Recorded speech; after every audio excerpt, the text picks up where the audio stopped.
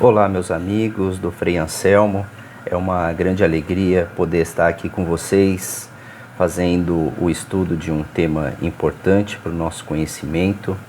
Desejo que os bons espíritos nos inspirem, nos amparem, para que a gente possa tirar o maior proveito dessas lições de hoje. Meu nome é Eduardo Nunes e, como eu disse, é uma grande alegria realmente poder estar aqui com vocês e partilhar desse estudo do livro Religião dos Espíritos, hoje do item 78. Inicialmente eu gosto de fazer uma prece para que a gente possa nos conectarmos com o plano superior maior e assim, com o pensamento elevado, pedimos a Jesus e os bons espíritos que estejam conosco, que nos amparem neste instante, que nos inspirem para o melhor entendimento das lições de hoje. Que assim seja, graças a Deus. Hoje nós vamos falar do assunto pluralidade dos mundos habitados, que está no livro Religião dos Espíritos, no item 78. É uma psicografia de Francisco Cândido Xavier, pelo Espírito Emmanuel. Esse item de estudo, ele se reporta à questão número 55 de O Livro dos Espíritos. Então, acho importante a gente conhecer a questão a qual nós vamos nos referir também. Todos os globos que circulam no espaço são habitados? Sim, e o homem terreno está bem longe de ser, como acredita, o primeiro em inteligência, bondade e perfeição.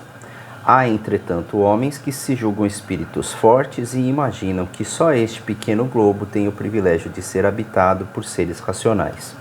Orgulho e vaidade. Creem que Deus criou o universo somente para eles.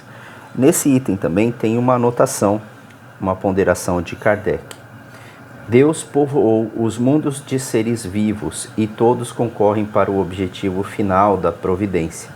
Acreditar que os seres vivos estejam limitados apenas ao ponto que habitamos no universo seria pôr em dúvida a sabedoria de Deus, que nada fez de inútil e deve ser destinado esses mundos a um fim mais sério do que alegrar os nossos olhos. Nada, aliás, nem na posição, no volume ou na constituição da física da Terra, podemos razoavelmente levar-nos à suposição de que tenha o privilégio de ser habitada, com exclusão de tantos milhares de mundos semelhantes. Observação ponderada de Kardec, à época que nós estamos aqui, na metade do século XIX, observando muito atentamente que seria realmente, olhando para o céu, vendo a infinidade de mundos que nós temos, de estrelas que nós temos, de possíveis mundos habitados que nós temos, e tínhamos ainda o que a gente conseguia observar naquela época, achar que o nosso mundo seria o único com possibilidade de uma habitação. Pelo texto de Emmanuel, nós vamos começar aqui a leitura. Ele faz muitas considerações, até um pouco científicas, mas a gente tem que levar em consideração alguns parágrafos aqui, porque é um texto da reunião pública de 6 de novembro de 1959. Então, alguns fatos que ele está relatando aqui ainda não tinham ocorrido, como o homem pisar na Lua, por exemplo. Vamos ao texto. Enquanto o homem se encaminha para a Lua, estudando-a de perto, comove-nos pensar que a doutrina espírita se referia à pluralidade dos mundos habitados precisamente há mais de um século. Ou seja, ali eles estavam em 1959 se referindo à doutrina espírita 100 anos atrás, que já estava se referenciando aos possíveis mundos habitados, a pluralidade de mundos e a existência de outros tipos de vida nesses mundos. Acresce notar ainda que os veneráveis orientadores da nova revelação, os espíritos que trouxeram a codificação, guiando o pensamento de Allan Kardec, fizeram-no escrever a sábia declaração: Deus povoou de seres vivos todos os mundos, concorrendo esses seres ao objetivo final da providência. Então, daquela nota de Kardec que eu li, esse é um trecho retirado de lá, que Kardec teria sido inspirado na colocação desse tema, dizendo que assim, a gente não há provas físicas disso, mas os espíritos, pelos que eles relatavam, Kardec já deduziu, de uma forma muito lógica, de que existe outras espécies de vidas em outros mundos e outros planetas. Acho que o importante ressaltar aqui é a gente começar a se integrar na consciência de que para cada mundo nós temos um tipo ideal de habitante. Ou seja, dependendo do momento em que a gente está no nosso processo evolutivo, precisamos de uma moradia que seja adequada para esse processo evolutivo. Nós que somos espíritos, que estamos nesse processo de crescimento, o planeta Terra, classificado pelos espíritos superiores como sendo um mundo de provas e expiações, é um tipo de planeta que propicia para que a gente vivencie situações que nos trazem algum tipo de aprendizado. Então, por exemplo, nós vamos vivenciar situação de miséria nesse planeta. Nós vivenciamos todos os dias. É só a gente andar nas ruas, nós vamos ver o número de pessoas que nos abordam pedindo alguma coisa, sendo necessitada de alguma coisa. O que isso nos ensina para um mundo de provas e expiações? De que nem todos têm condições mínimas de sobrevivência e que por uma questão moral nossa a gente deve começar a observar esse tipo de coisa e ajudar naquilo que for possível, para tentar entender as causas dessa miséria e promover o avanço e o progresso nesse planeta. Enquanto a gente ignorar esse tipo de situação, ela vai continuar sendo recorrente, para que a gente possa ver. Então, olha a situação expiatória, eu observando, vivenciando isso. E pode ser que em algum desses casos eu já tenha passado por isso em existências anteriores, devido ao mau uso dos meus recursos, ou algum sentimento de culpa que me levasse a perder tudo por esse mau uso. E nós temos a obrigação moral com as criaturas que estão passando por isso, para poder auxiliar no que for possível. Então, olha o aprendizado num mundo de provas e expiações. Outro aprendizado com relação às doenças do corpo físico. Se eu não me dedicar a estudar as doenças desse corpo, melhorar a qualidade de vida das pessoas, melhorar o tipo de alimentação que é consumido, como é que eu vou promover o progresso desse planeta e das pessoas que vivem nele? Então, à medida que eu começo a estudar esses fenômenos, a estudar o que está acontecendo na saúde pública, o que faz os corpos adoecerem, eu também contribuo para o progresso da nação. Ou seja, nós estamos no mundo adequado ao nosso momento evolutivo, que agora precisa ser observado. O próximo nível de mundo é um mundo de regeneração, que os espíritos classificaram como de regeneração.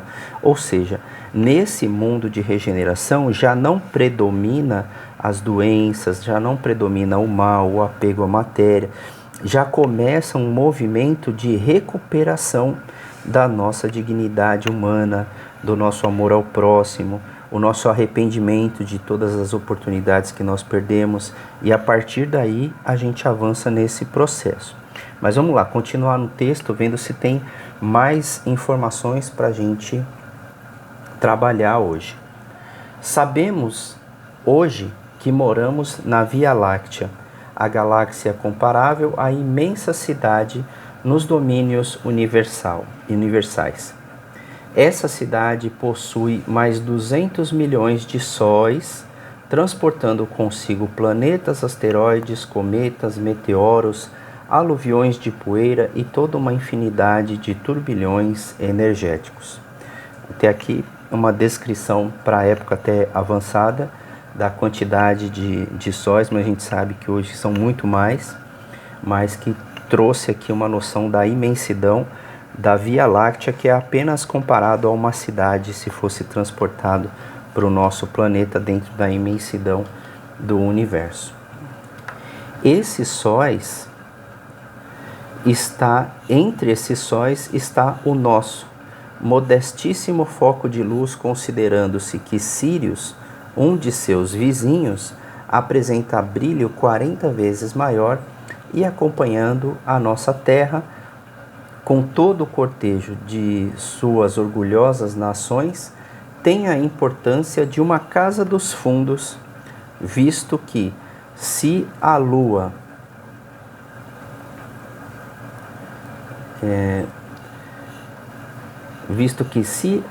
é satélite nosso, o globo que nos asila é satélite pequenino desse mesmo Sol que nos sustenta. Estou fazendo uma comparação aqui, que a gente seria comparado à nossa Lua em tamanho, se a gente comparasse ao tamanho do Sol com relação à Terra, né? Que a gente seria um simples satélitezinho.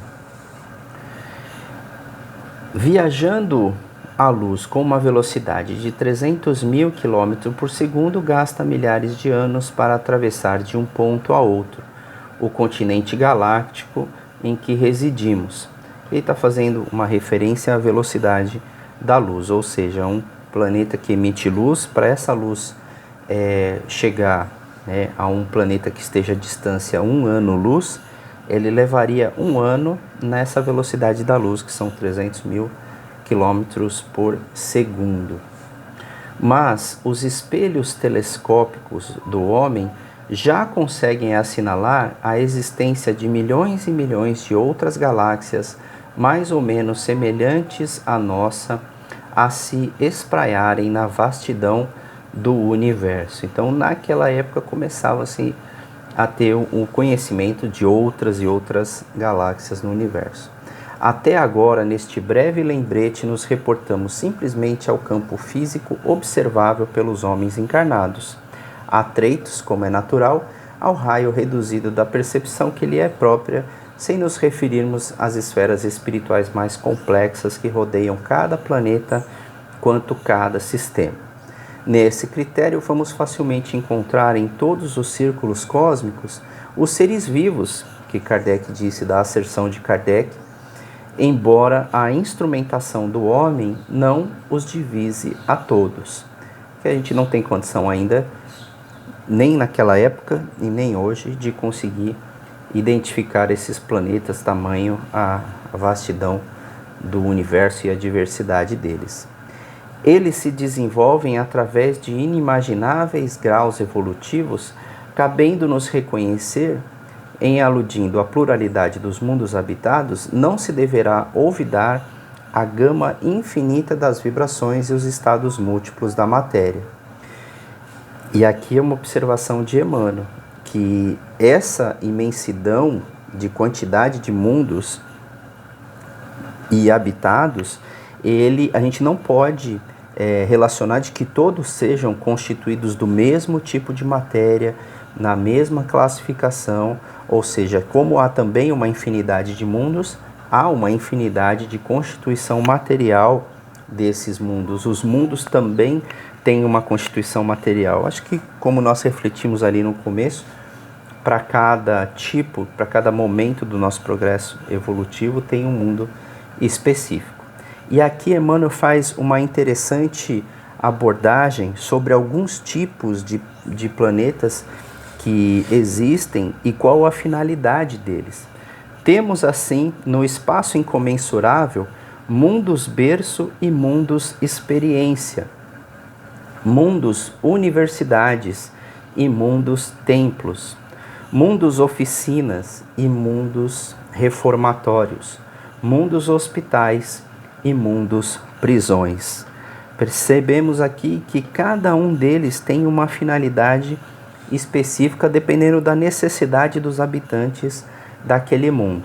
Mundos berços e experiências são os primeiros tipos de mundo, os mundos primitivos e talvez o mundo de provas e expiações vivenciando as experiências. Universidades aprendendo crescendo, estudando, evoluindo, templos, né? Ou seja, mundos e locais dedicados à contemplação do divino, ao conhecimento de Deus, das coisas do reino de Deus, mundos, oficinas para trabalho, reformatórios, hospitais e prisões. Saudamos, pois, o advento da nova era em que o homem físico, valendo-se principalmente do rádio e do radar, olha só aquela época, né? Do foguete e do cérebro eletrônico, pode incursionar além da Lua, auscultando em regime de limitação. Nesse ponto ele está vendo, né, o desenvolvimento tecnológico que começa a avançar no momento para o conhecimento desses mundos. Mas ele cita aqui o advento da nova era. Eu também quero fazer um link com o Evangelho segundo o Espiritismo, capítulo 1. Não vim destruir a lei. Ali os Espíritos se reportaram também à constituição da nova era, identificando que agora, nesse momento, a partir do conhecimento da doutrina espírita, nós como espíritos que somos, começamos a nos identificar como sendo espíritos. Então começa uma era onde a gente se identificando com isso, a gente se situa melhor no mundo em que nós vivemos e começamos agora a ver um progresso maior, mais efetivo, mas com consciência. Não somente vivenciando experiências ruins para poder aprender com elas, mas agora começando a se conscientizar de que a gente pode também aprender sem ter as experiências ruins. Aprender pelo trabalho, principalmente o trabalho na caridade. A gente vai aprender muito nesse nosso processo evolutivo. É compreensível as faixas de matéria em que psiquicamente se entrosa. E desejando-lhe paz, a fim de que prossiga em suas arrojadas e preciosas perquisições, podemos assegurar que em todos os planos a consciência acordada à luz da razão e da responsabilidade surpreenderá sempre, por base de todo aperfeiçoamento moral, o preceito do Cristo que coloca o amor a Deus e ao próximo como sendo a coroação da vida, pulsando invariável no peito da justiça divina, que manda em toda parte conferir a cada um segundo suas próprias obras. E o texto se encerra aqui com a conclusão de Emmanuel, muito próximo do que a gente já chegou a concluir agora, de que o processo é quando a gente se coloca, se posiciona, se entende como sendo espíritos em processo evolutivo. E agora a gente desperta essa luz para a necessidade do caminho do Cristo, do amor ao próximo, da caridade, para que nesse trabalho a gente comece o nosso processo de progresso, de evolução para a purificação desse espírito, alcançando agora em próximas encarnações mundos mais elevados, mundos universidades, mundo escola, onde a gente vai poder aprender um pouquinho mais e chegar um pouquinho mais próximo do conhecimento da divindade, do conhecimento de Deus. Assim, o próximo passo é que a gente constitua a possibilidade do mundo de regeneração. No mundo de regeneração, a gente já não tem mais um império dos sentimentos de raiva, de rancor e de ódio. O que impera nesse mundo de regeneração é a vontade de se renovar, de reparar os erros, de retificar aquilo que foi feito equivocadamente por iniciativa própria. Que a gente comece agora, que a gente passe esse processo de renovação, já estudando o que dentro de nós a gente pode reformar, modificar, para poder avançar nesse conhecimento. Eu quero agradecer a oportunidade de estar com vocês, foi muito bom poder estudar esse trecho, poder compartilhar da forma como nós fizemos. E desejo que os bons espíritos amparem e continuem amparando essa casa, para que ela ainda produza muitos e muitos frutos ao longo da sua existência, que seja para sempre. Então, que Deus ampare a todos e até o nosso próximo encontro.